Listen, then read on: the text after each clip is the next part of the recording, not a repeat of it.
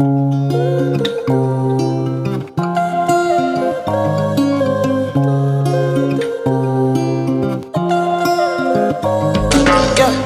my baby, my Valentine. Yeah. Can I hit the making with temperature days? If you leave me a good time, I swear.